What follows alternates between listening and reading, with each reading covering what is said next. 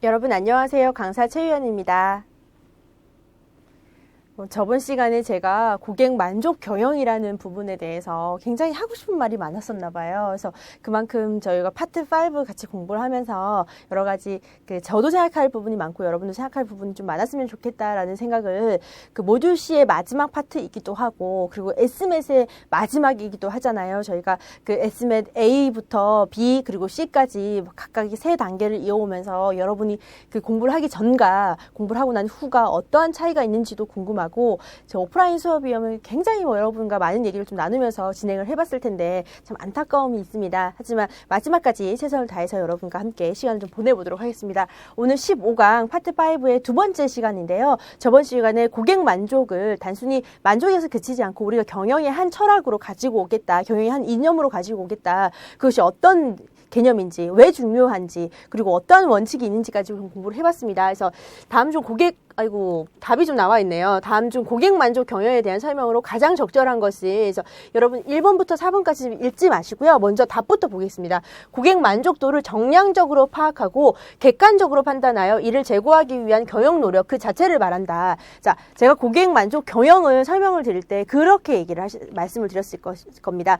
고객 만족을 단순히 그래 이 정도 만족하겠지, 이러면 좋아하겠지라고 하는 것이 아니라 실제 시장 내에서 얼마만큼 만족했는지에 대해서 조사, 그것을 바탕으로 불만족 요인을 찾아낸다라고 말씀드렸습니다. 그만큼 객관적으로 판단해서 이를 제고하기 위한 어떤 노력, 경영적인 노력 그 자체를 말하는 것이 바로 고객 만족 경영에 대한 설명이다라고 5번에 대해서 고객 만족 경영에 대한 개념을 이렇게 바로 머릿속에 집어넣고 이 문제에 넘어가도록 하겠습니다. 자, 다음 중 서비스 지향성에 대한 설명으로 바르게 설명된 것은 무엇이냐라는 것인데, 자, 1번부터 시장 정보에 대한 방어적인 반응이 아니죠. 자, 서비스 지향성에 영향을 주는 요인은 조직 체계가 대표적이다. 조직 문화였습니다. 조직 가치였어요. 그죠? 서비스 지향성은 서비스 접점만 무조건 포커스를 둔다는 게 아니고 고객의 불만 사항은 오히려 서비스 개선을 할 수 있는 좋은 기회로 본다. 요거는 맞는 말인데 서비스 지향성에 대한 얘기가 아니기 때문에, 자, 고객에게 본질적인 핵심 가치를 제공하는 것이 바로 서비스 지향성이다라고 서비스 지향성을 저번 시간에 마지막 꼭지로 한번 건드려 보았습니다. 자, 도대체 서비스 지향성이 무엇인가에 대해서, 자, 조직 가치가 영향을 주는데 서비스 지향성은 바로 시장의 욕구와 기회를 확인하기 위해서 고객과 경쟁자에 관한 정보를 지속적으로 획득한다. 이것이 바로 우리가 고객 만족 경영에 영향을 준다. 그것이 바로 서비스 지향성인데, 창출하고 수집된 모든 정보를 기업 전체 구성원의 접근이 용이하게 하여 경쟁자보다 더 큰 가치로 대응할 수 있는 해결책을 만들기 위해서 전사적으로 역량을 결집시키는 것이 바로 서비스 지향성이다. 자, 말은 어려운데요. 자, 결국에는 고객 만족을 향하기 위해서, 우리의 최종 목표를 고객 만족으로 하기 위해서 많은 노력들을 하는데 그 노력들이 뭐냐? 바로 시장 정보를 창출하고 시장 정보를 공유하고 시장 정보에 대응하기 위한 노력들을 할 거다. 이런 걸 가지고 정보를 지속적으로 획득하는데, 획득하는 것에 그칠 것이 아니라 그걸 가지고 더 큰 가치로 대응할 수 있는 해결책을 만들고, 그리고 전사적으로 우리가 역량을 결집해 나가는 것이 서비스 지향성이다. 이런 것들을 하려고 하면 조직 가치가 서비스 지향성에 영향을 미친다라고 이렇게 개념적으로 화살표 방향을 좀 알아주셨으면 좋겠습니다라고 저번 시간에 말씀을 드렸어요. 가끔 서비스 지향성이라는 이 단어에 대해서 개념을 묻는 문제가 나옵니다. 그렇기 때문에 여러분 파트 5에서 문제가 결국에 10문제가 나올 거예요. 어떠한 유형인지, 단답식이 나올지, OX가 나올지, 아니면 용어 정리가 나올지는 모르겠지만 통합형이 나올 수도 있고요. 여러분이 이런 단어들, 중요하다라고 생각하는 그 단어들, 용어 정리에 대해서는 여러분이 개념 숙지하고 있으셔야지 설사 이거에 대해서 직접적으로 묻는 문제가 아니더라도 통합형이든지 실무형이든지 여러분이 기본 바탕으로 깔고 그런 문제들을 맞춰 나갈 수 있다라는 의미로 말씀을 드렸고, 실제 서비스 지향성은 가끔 나오거든요. 그래서 여러분 이 단어에 대해서, 용어 정리에 대해서 좀 알아두시고 넘어가셨으면 좋겠습니다. 오늘은 고객 만족 경영과 전략에서 어떤 파트를 좀 볼 것인지, 자, 고객 만족 경영에 대해서 우리가 서비스 지향성 및 고객 가치 창조까지 여기 여러분 보셨어요. 저번 시간에 고객 만족의 이해를 보고 고객 만족 현상과 성공 요인도 보고 충성 고객과 고객 만족도, 충성도, 그리고 고객 가치가 무엇인지, 고객 가치를 증진시키기 위해서 우리가 어떻게 해야 될 것인지, 마지막으로 서비스 지향성까지 건드리면서 그 14강을 우리가 정리를 좀 했는데, 14강의 내용이 좀 많았어요. 왜냐하면 14강의 첫 번째 그 부분이 베이스로 좀 깔려야 그 뒤에 나오는 내용을 전체적으로 이해하기가 쉬웠거든요. 오늘은 고객 만족 평가에 대한 얘기를 좀 해볼 건데, 자, 고객 만족 경영이란 것이 우리가 주관적인 개념이 아닙니다. 고객이 만족을 했는지 안 했는지, 만족을 안 했다면 어떤 부분에서 만족하지 못했는지를 우리가 객관적으로 찾아내는 것을 고객 만족 경영이라고 한다면, 찾아내기 위해서는 평가가 기본이 돼야 되지 않겠습니까? 그래서 오늘은 고객 만족 평가에 대한 얘기를 좀 해볼 건데요. 품질 관리 전문가인 에드워드 데밍이 이런 말을 했다고 합니다. 측정할 수 없으면 관리할 수도 없다. 그만큼 측정, 우리가 알고 조사하는 그 기본적인 데이터베이스가 우리가 원하는 목표로 나아가기 위해서 굉장히 중요하다라는 얘기를 하면서 고객 만족 평가라는 얘기를 나왔는데요. 그게 그 미국에서부터 시작이 돼서 어떠한 제품이나 어떠한 서비스에 대해서 그냥 사람들이 생각하는 좋다, 나쁘다, 만족한다, 만족하지 못한다가 아니라 어떠한 정확한 수치로 정해져서 몇 점, 그리고 1위부터 몇 위까지 이렇게 순위까지 매길 수 있는 상황까지 됐다라는 거죠. 그래서 국가 고객 만족 지수라는 개념으로 NCSI라는 단어를 여러분께서 여러 번 보셨을 거예요. 실제 신문에서 분기별로 그리고 단체마다 NCSI 지수를 평가를 해서 뭐 제품군을 나눕니다. 뭐 금융이면 금융, 그리고 식음료면 식음료, 이렇게 제조업이면 제조업, 이런 식으로 의료 서비스면 의료 서비스, 각 분야를 나눠서 그 분야에서 1위부터 몇 위까지 실제 공개를 합니다. NCSI가 얼마나 그 나름대로 그 객관적이고 어떤 신빙성이 있다라고 믿기 때문에 사람들은 그걸 보면서 영향을 좀 받는다라는 거죠. 그래서 국가 고객 만족 지수라는 그 용어에 대해서 여러분 좀 개념을 좀 알아주셔야 될 것 같고요.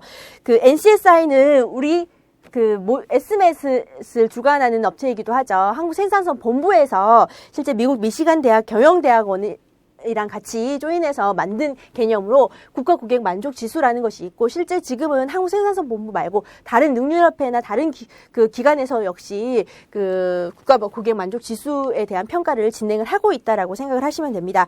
도대체 NCSI를 왜 하는 것이냐? 자, 우리가 고객 만족 경영을 하기 위해서 NCSI 국가 고객 만족 지수를 가지고 객관적으로 평가하는 것이 필요한데, 이거의 기능을 좀 알아보면, 자, 현재 생산되고 있는 생산하고 판매되고 있는 제품 및 서비스 품질에 대해서 해당 상품을 직접 사용해보고 이 제품과 관련된 서비스를 받아본 고객이 직접 평가한 만족 수준의 정도를 모델링에 근거해서 측정, 계량한 지표입니다. 굉장히 객관적인 지표예요. 그래서 이걸 가지고 어떠한 기능으로 쓸 수 있는 것인가를 보면, 품질 경쟁력 평가 척도로 이용을 하고요. 업종 간 고객 만족도 비교를 할 수가 있습니다.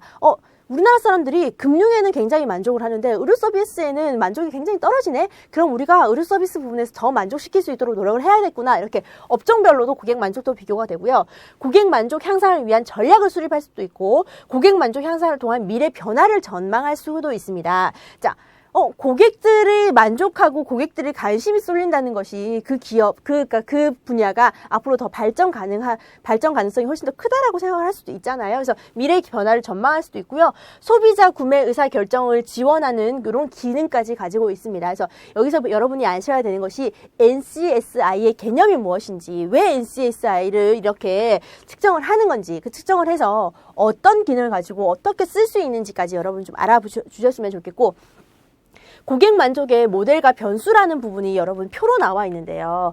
여기는 사실 파트 5는 여러분 그 용어 자체는 굉장히 경영학적 용어고 이론적인 용어이긴 하지만, 내용 자체는 여러분 모듈 A부터 실제 여러분이 실제 일을 하면서 계속 겪고 있는 내용이에요. 여기 보시면 고객의 인지 품질과 고객의 기대 수준과 고객의 인지 가치가 이렇게 섞여가지고 믹스가 돼서 결국에는 고객의 만족도 NCSI가 판단이 된다고 생각하시면 됩니다. 말씀드렸던 것처럼 내가 이런 제품을 써서 이런 혜택을 받을 거야, 내가 그 제품을 사기 위해서 이 정도 돈은 지불할 수 있어 라고 생각하는 고객의 인지 품질을 가지고 실제 고객이 기대하는 수준을 윗돌게 되면 고객은 만족할 거고요. 고객이 생각하는 것만큼 안 되면 떨어지면 그만큼 만족할 수 없게 되겠죠. 그래서 여러분이 고객 인지 품질과 그리고 기대 수준과 고객 인지 가치에 대해서 가격 수준, 품질 수준, 내가 요 정도 돈은 지불하고 그만큼은 괜찮아. 근데 내가 돈을 많이 지불했어요. 내가 지불한 만큼 내가 이만큼은 더 받아야 돼. 그만큼 혜택과 비용 차이, 혜택에서 비용을 뺀 것이 가치라고 말씀드렸습니다. 그만큼 고객은 그 가치, 내가 받아야 되는 가치에 대해서 기대하는 수준이 있고 그 수준을 미치지 못했을 때 고객은 우리가 첫 번째 최초 구매 고객에서 스톱이 될 수도 있고 앞으로 더 나아가서 우리가 원하는 궁극적으로 원하는 충성 고객까지 발전할 수 있는 단계까지 갈 수 있다. 자, 제가 저나 여러분이 결국에는 우리가 대하는 사람들, 내가 제품이나 서비스를 제공하는 그 사람들, 나에게 제공받는 그 사람들이 끊임없이 지속적으로 구매하고 반복적으로 구매하고 옹호 고객이 돼서 그 우리 제품을 자기들만 살 것이 아니라 주변 사람들한테 전파해주는 구전 활동까지 이어지는 충성 고객이 됐으면 좋겠다라는 목표를 가지고 이런 공부도 하는 거잖아요. 그랬을 때 이런 이론적인 부분이 굉장히 딱딱하고 어렵게 느낄 수도 있겠지만 이런 부분이 있다. 그리고 고객 만족도에 이런 부분이 영향을 미친다라고 해서 전반적인 만족도가 있고요. 가격 대비 만족도가 있고요. 이상 대비 만족도가 있다. 이런 것들이 바로 고객 만족도에 영향을 미친다라고 이 표는 여러분께서 이해를 하실 필요가 있습니다. 그래서 고객 만족도가 떨어지면 고객은 불평등, 고객 불평을 제기할 거고요. 거기서 이제 뭐 어느 정도까지만 불평하면 그냥 스톱하고 물건 사지 않겠죠. 하지만 일정 수준 이상의 불평으로 넘어가게 되면 바로 뭐 컴플레인을 한다거나 BOC를 제공한다거나 뭐 더 법적인 사항까지 가서 대응을 하는 경우도 생기고 실제 내가 생각하는 것만큼 훨씬 더 윗돈은 만족도를 느꼈다고 하면 고객 충성도가 올라가고 재구매할 가능성이 높아지면서 가격 효용률도 높아질 것이다. 자, 내가 더 비싼 가격을 주더라도 살 수 있겠어. 나 그 정도는 더 많이 지불할 수 있겠어. 가격에 대해서 마음을 되게 넓게 쓴다라는 겁니다. 자, 그만큼 고객 만족도는 우리가 궁극적으로 원하는 충성 고객을 확보하는데 굉장히 중요한 개념으로 여러분께서 인지를 좀 해주셔야 될 것 같아요. 자, 이 부분이 오늘 그 수업의 가장 핵심 포인트고 여러분이 반드시 알아두셔야 되는 부분이 여기 나왔어요. 사실 되게 딱딱한 부분이기도 한데 경영 전략과 분석인데요. 자, 고객 만족 경영이 아까 계속 여러분께 말씀드렸던 것처럼 객관적인 평가를 기준으로 해서 그 기준에서 고객이 만족하지 못한 불만족 요인을 찾아낸다라고 하면 객관적인 평가를 할 수 있는 그 분석의 툴들이 필요할 거 아니에요. 그래서 경영 전략을 세우기 위해서 분석의 툴로 이러한 분석의 틀이 있다라고 인지를 해주시면 됩니다. 거시적인 분석의 틀이 있고요. 미시적인 분석의 틀이 있습니다. 자, 여기 뭐 그 용어에 대해서 여러분이 뭐 다 아시겠지만 살짝 말씀을 드리면 거시적이다라는 것이 되게 넓게 환경 자체를 넓게 본다, 숲을 본다라고 생각하시면 되고요. 미시적인 분석의 틀이 결국에는 나무를 본다라고 생각하시면 되는데 어떤 우리가 고객 만족 경영을 하기 위해서 이제 그 객관적인 데이터를 얻기 위해서 분석을 툴을 쓸 때 단순하게 거시적 분석의 틀만 써서 그리고 미시적 분석의 틀만 써서 객관적인 데이터를 얻을 수는 없습니다. 우리는 거시적인 분석과 미시적인 분석을 잘 믹스해서 우리가 원하는 데이터를 찾아내기 위한 노력을 해야 되는데 자, 거시적인 분석의 틀에는 그 SPC 모형과 오펄스 모형이 있고 미시적인 분석의 틀에는 수압 분석과 위상 분석, 분포 분석, 동세 분석이 있다. 이렇게 지금 개념 정리되셨어요, 여러분? 우리가 왜 이런 분석을 하는지 그거를 먼저 아셔야 되고요. 그리고 알고 나면 분석의 틀에는 두 종류가 있다. 자, 거시적인 분석이 있고 미시적인 분석이 있는데 거시적인 분석에는 또 종류가 이렇게 두 종류가 있네. 그리고 미시적인 분석에는 또 종류가 네 종류가 있어. 라고 그 전체 플로우를 머릿속에 그려줄 수 있으셔야 됩니다. 그래야지 전체를 묻는 문제도 풀 수 있고요. 그리고 실제 조그맣게 SPC 모형이 뭐야, 위상 분석이 뭐야 라고 작게 건드리는 것도 여러분이 문제를 푸실 수가 있다라는 거거든요. 그래서 책에 보면 여러분 경영 전략과 분석 부분에서 거시적인 분석의 틀에서 나오고 그리고 미시적인 분석의 틀에서 되게 그 각 모형마다 설명을 장황하게 해놨습니다. 근데 이렇게 보면 여러분 되게 어렵거든요. 근데 저희는 이제 거시적인 분석이 뭔지, 미시적인 분석이 뭔지 종류 알았고요. 간략하게 이렇게 용어 정리만 좀 하고 뒤에 문제를 풀면서 어떻게 나오는지 좀 깊이 이해를 좀 해볼 건데, 자, 그 거시적인 분석의 틀로는 SCP 모형과 오펄스 모형이 있다. 두 종류가 있었습니다. 그리고 미시적인 분석의 틀로는 수압 분석과 위상 분석과 분포 분석, 동태 분석에 있다. 이렇게 제가 지금 두 개 좀 나눠서 띄워놓은 것 자체가 여러분 지금 저랑 공부하실 때 거시적인 분석의 틀이 2가지, 미시적인 분석의 틀이 4가지 이렇게 머릿속으로 인지를 하시면서 외우셔야 돼요.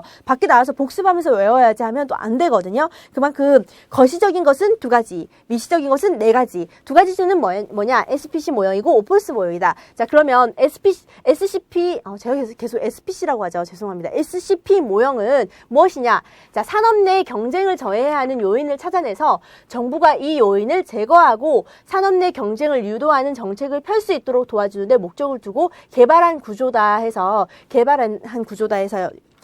모형이다 해가지고 여러분 그 SCP는 바로 구조, 행위, 성과 이 3가지를 알아낸다 해서 SCP 모형입니다. 굉장히 좀 어렵게 느껴지죠. 근데 우리가 이 모형 자체에 대해서 어떻게 하는 거야 라고 세세하게 파고들 것이 아니라 큰 그림으로 해서 이게 그 경영 전략에 필요한 분석 툴인데 이게 거시적인 분석의 툴로 한 종류다라고 그렇게 이해를 해주시는 게 훨씬 좋습니다. 그리고 오폴스 모형은 마이클 포터 교수가 개발한 것으로 기업이 직면하게 되는 환경적인 위협에 대한 요인을 찾아내고 그 위협의 크기를 결정짓는 사항을 설명하는 모형이다. 말도 너무 어렵죠. 여러분 책의 내용 보면 더 이해가 안 가거든요. 일단은 그래, 거시적인 분석의 틀로는 SCP 모형이 있고 오폴스 모형이 있구나라고 하고 일단 넘어갑시다. 그리고 자, 그 미시적인 분석에는 이런 4종류의 분석 툴이 있는데 이것은 기업의 강점과 약점, 기회, 위협을 종합적으로 분석하는 거다. 그 강점, 약점, 기회, 위협을 해서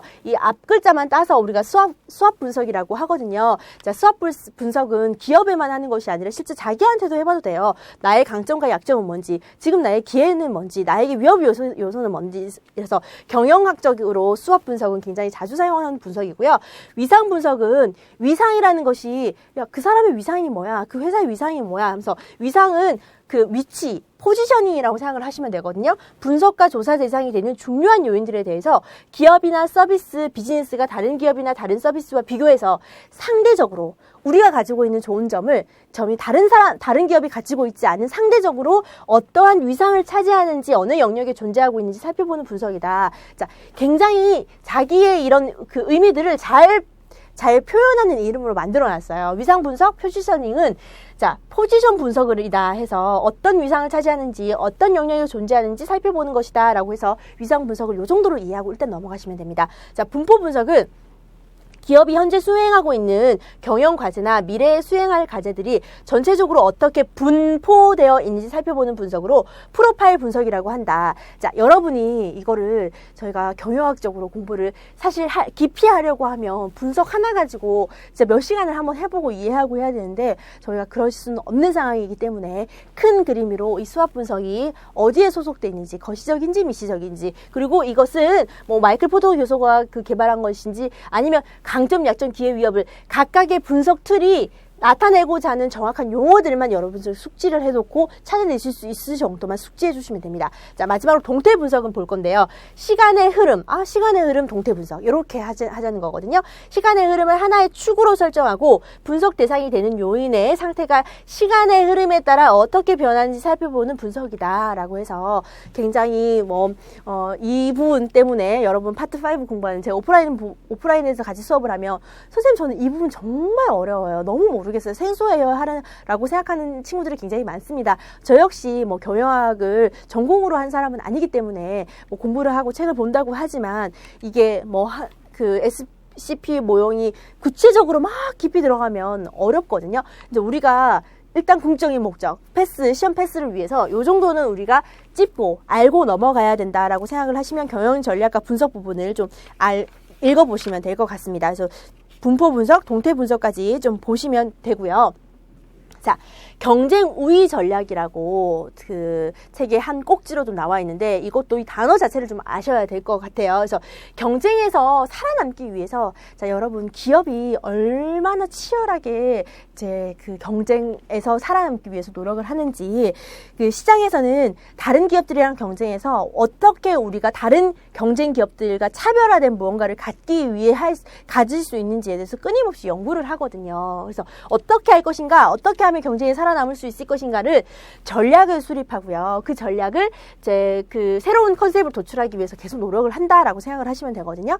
자, 경쟁에서 살아남기 위해서 전략을 수립하고 새로운 컨셉을 도출하는데 자, 서비스 경쟁 우위를 획득하기 위해서 전략을 수립하고 새로운 컨셉을 도출한다라고 이해를 해주시면 되고, 그 세 가지의 방법으로는 죄송합니다. 원가 우위의 전략이 있고 차별화 전략이 있고 집중화 전략이 있다. 자, 원가 우위의 전략이라는 것은 말 그대로 싸게 파겠다는 거예요. 사람들이 사실 어떤 물건을 결정할 때, 내가 물건 살 때 어떤 가치에 더 영향을 주는지는 개인마다 다릅니다. 나는 제일 중요한 게 디자인이야. 난 제일 중요한 게 가격이야. 이런 식으로 어떠한 가치를 물건을 선택할 때 가장 중요하게 생각하느냐는 사람마다 다르지만, 그만큼 비용, 그 원가라는 부분이 사람들이 물건을 선택하는데 큰 영향을 미친다는 거는 어떻게 부정할 수 없는 부분이거든요. 그래서 원가 우위의 전략으로 해서 이만큼의 혜택을 다른 기업들, 다른 경쟁자보다 더 싼 가격으로 제공할 수 있겠다, 제공할 수 있습니다 해서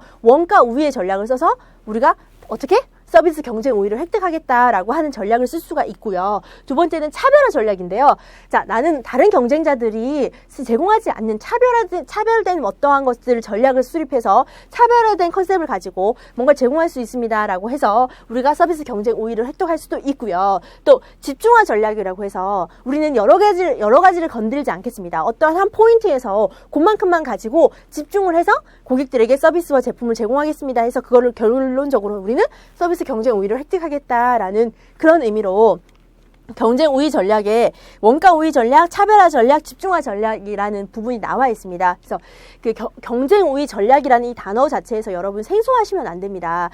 그 기업이 살아남기 위해서 결국에는 이익 창출을 다른 경쟁 기업들보다 해내기 위해서 우리는 고객 만족 경영이라는 이 한 꼭지를 공부를 하고 있거든요. 그렇기 때문에 고객 만족 경영의 한 부분으로 그 고객 가치를 증대하기 위해서 저번에도 그 부분 공부하셨잖아요. 저희 14강에서 고객이 생각하는 가치를 어떻게 제공하고 그 가치를 어떻게 더 증대할 수 있을 것인가를 끊임없이 고민을 한다고 하면 경쟁 우위 전략을 갖기 위해서 다른 기업들보다 더 뛰어난 경쟁 우위를 선점하기 위해서 우리는 전략을 수립하고 새로운 컨셉을 도출하는데, 그 중에 한 세 가지가 원가 우위의 전략이 있고 차별화 전략이 있고 집중화 전략이 있더라. 이래서 머릿속에 이 PPT를 딱 하나 찍어 놓는다고 생각하시면 돼요. 그러면 그 기본 바탕을 가지고 문제를 풀 수 있으시거든요. 여러분, 그러니까 옳은 것은 틀린 것은 해서 선답형으로 푸는 문제가 50문제가 다 나오지 않잖아요. 그렇기 때문에 여러분은 그 내용들 가지고 응용할 수 있고 그걸 가지고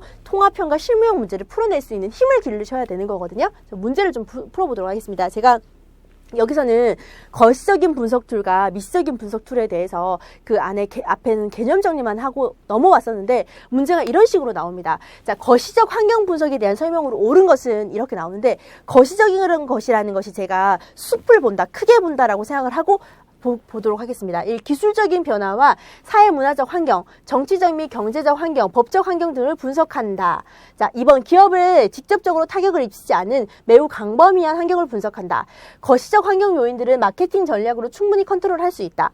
자, 거시적 환경 분석의 목적은 일시적인 위험 요소를 발견하는 데 있다. 자, 거시적인 환경 분석은 수학 분석이나 포지셔닝 분석을 하려고 한다. 자, 1번부터 5번까지 보면 1번이 바로 환경 분석, 커다랗게 숲을 보는 내용이라는 것이 여러분이 인식이 되셔야 됩니다. 사실 책에 있는 내용을 가지고 이런 문제를 풀어내기가 쉽지는 않은 거라는 걸 제가 이해는 하는데요. 여러분, 그 일반 환경이라는 것은 기업의 전략 선택에 영향을 주는 광범위한 동향들로 이루어지는 것이고, 기술 변화, 기술 통계적 동향, 문화적 동향, 경제적 환경, 법적 환경, 정치적 환경, 특정한 국제적 사건들이 다 영향을 미친다. 자, 여러분 보세요. 기업이 그 규모를 일단 떠나서 내가 그 기업이 지속 성장하고 이윤을 창출하기 위해서 우리 기업만 잘할 것인가, 우리 기업이 만드는 제품만 그리고 서비스만 제대로 잘 만들어내면 오케이인가가 아니라는 거죠. 그만큼 환경 분석이 필요하고, 그 환경 분석이 바탕이 된 상태에서 전략도 나오고 새로운 컨셉도 나오고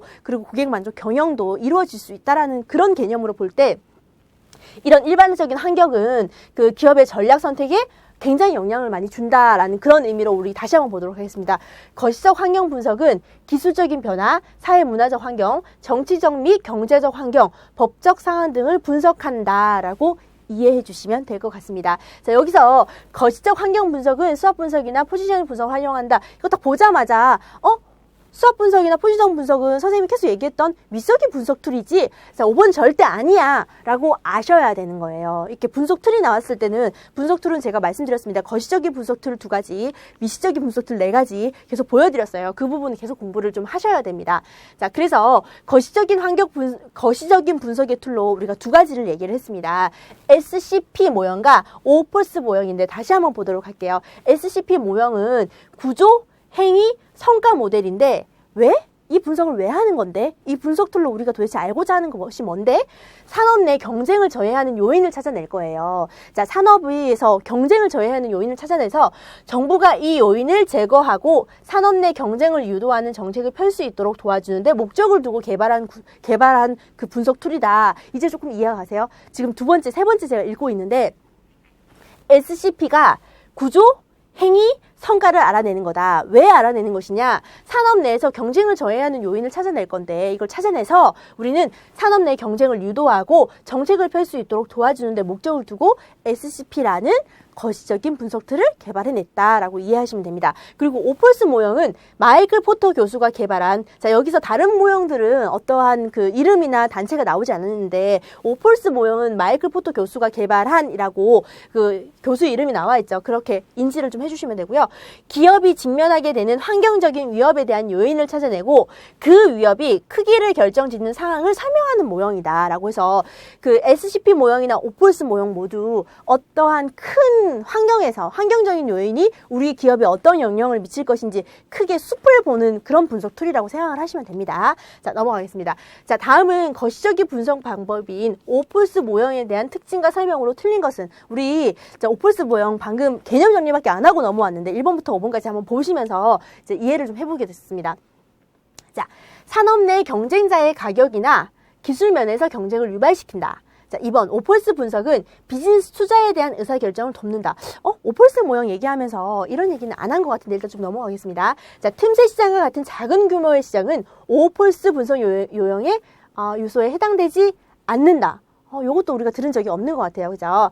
대체자가 존재할 경우 기업은 가격 정책을 활발히 펼치기가 어렵다. 경쟁자가 많아질수록 구매자의 교섭력은 높아진다. 자, 오폴스 용의 이 특징은, 자, 답이 틈새 시장, 같은 작은 규모의 시장은 오폴스 분석 요령에 해당되지 않는다라는 것이 답이 틀린 내용이고요. 여기, 자, 오폴스 그 모형에 대해서 그 이해를 하기 위해서 좀 다시 좀 보도록 하겠습니다. 자, 마이클 포터 교수가 만든 거고요. 기업이 직면하게 되는 환경적인 위협에 대한 요인을 찾아내고 그 위협의 크기를 결정짓는 사항을 설명하기 위한 모형이다. 그래서 산업 내 경쟁자의 가격이나 기술 면에서 경쟁을 유발시키는 것도 오폴스 모형의 특징이고 설명이 되는 거고요. 자, 오폴스 분석은 비즈니스 투자에 대한 의사결정을 돕는다. 자, 여기 분석 목적을 좀 보시면 될 것 같아요.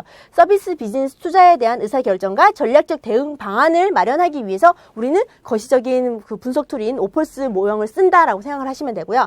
산업 내 경쟁자나 잠재적인 진입자, 공급자, 구매자, 대체자 요 5가지 요인을 우리가 분석한다라고 생각하시면 되거든요. 그래서 틈새 시장과 같은 작은 규모의 시장 역시 오폴스 분석 요소에 해당된다라고 인지하고 우리가 오폴스 모형을 이렇게 넘어가도록 하겠습니다. 이 문제 꼼꼼히 다시 한번 보시면서, 사실 그 문제은행에서 출제되기 때문에 오폴스 모형에 대해서 더 구체적이고 더 세세한 부분을 묻는 문제가 출제되기는 굉장히 어렵거든요. 이 정도로 여러분께서 이해를 하셔도 문제 푸는 데는 크게 어려움이 없을 거다. 대신 뭔가 우리가 운영 관리자가 되고 컨설턴트로 성장하기 위해서 오폴스 모형이 거시적인 모형이야, 분석 툴이야, 이 정도는 좀 알고 넘어가자라는 그런 의미로 말씀을 좀 드렸습니다. 자, 수압 분석이 나왔는데요. 자, 수압 분석은 문제에 가끔, 그리고 제일 그 분석 툴에서 자주 출제되는 문제예요. 수압 분석은 거시적인 분석 툴이 아니라 미시적인 분석 툴이다. 이 정도는 이제 머리 딱 보자마자 떠올리셔야 되고요. 자, 약점을 최소화하기 위하여 기회를 최대로 활용하는 믹스 매치 전략에 해당하는 것을 골라라 이러는데, 여기서 지금 보면 W가 뭐고 T가 뭐지? O가 뭐지? 라고 생각이 들 거예요. 제가 그 수압 분석에 대해서 그 앞에서 설명을 하진 않았거든요. 요거를 좀 보시면 될 것 같습니다. 수압 분석은 기업의 그 강점과 약점, 그리고 기회와 위협을 나눠서 어떠한 강점이 있고 어떠한 약점이 있고, 그리고 우리가 강점이 있었을 때는 그 기회를 어떻게 받아들일 것인지, 강점이 있을 때 위협은 어떻게 피할 것인지에 대해서 이렇게 그 매트릭스로 표를 만들어 가지고 그 전략 기법을 짜는 거거든요. 방금 약점을 최소화하고 기회를 최대로 확보한다는 것은 바로 WO겠죠. 그렇죠? 약점을 보완하고 기회를 살리는 전략이다라고 생각해서 WO 전략이 답이었습니다. 이렇게 요거 정도는 S가 강점이다, W가 약점이다, O 기회, 위협 이런 식으로 해서 SO, WO, ST, WT 이 정도는 여러분이 보시고 넘어가셔야 될 것 같아요. 그래서 요 스왑 매트리스라고 해가지고 그래 강점과 약점, 기회와 위협을 다 갖추고 있었을 때 우리 기업이, 우리 조직이 어떻게 고객 만족 경영으로 이어질 수 있는 전략을 짤 수 있을 것인가를 좀 판단해 봐야겠다라고 생각을 해보시면 될 것 같아요. 자, 다음 중 원가 우위 전략에 대한 설명으로 틀린 것은, 자, 원가 우위 전략? 저거 이 단어 어디서 봤지? 라고 하시면 안 돼요. 자, 원가 우위 전략에 대해서 여러분 이 문제 지금 1번부터 5번까지 읽기 전에 원가 우위 전략이 어떻게 나왔는지 그 부분을 머릿속에 좀 생각을 해보셔야 될 건데, 저희가 그걸 같이 공부를 했었어요. 자,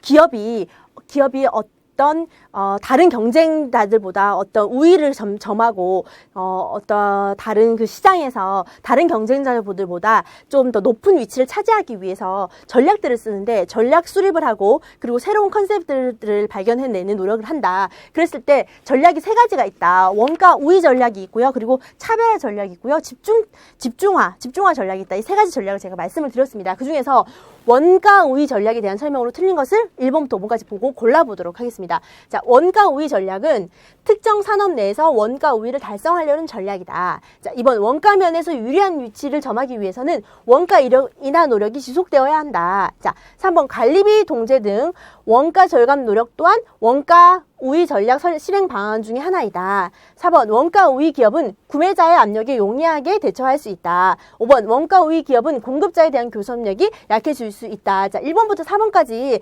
읽어보시면서 1번부터 3번까지 여러분 이해하셨을 것 같아요. 자, 원가 우위 기업은 공급자에 대한 교섭력이 약해질 수가 있다는 게 아니라, 자, 원가를 가격을 다른 경쟁자들보다 우위의 전략으로 점하고 있었을 때는 공급자에 대한 교섭력이 강하게 작용한다라고 이해를 해주시면 될 것 같습니다. 그래서 원가 우위 전략에 대한 설명으로 1번부터 4번까지 이해하고, 원가 우위 기업은 공급자에 대한 교섭력이 강하구나라고 그렇게 인식을 좀 해주시면 될 것 같아요. 그래서 원가 우위 전략이다, 그리고 집중화 전략이다, 차별화 전략이다라는 것들은 기업이 경쟁 우위 전략에 세 가지 전략으로 쓰고 있다라고 이해를 해주시면 될 것 같아요. 여기서 자, 이렇게까지 해가지고 15강 좀 진행을 했는데, 다음 시간에는 16강에서 고객 만족 경영과 전략을 마지막 정리를 좀 하는 시간으로 좀 만나 뵙도록 하겠습니다. 여러분 긴 시간 수고하셨고요. 다음 시간 오시기 전에 파트 5 앞쪽부터 지금까지 진행됐던 부분 한 번만 읽고 저랑 다시 만나는 시간 되셨으면 좋겠습니다. 고생 많으셨습니다. 감사합니다.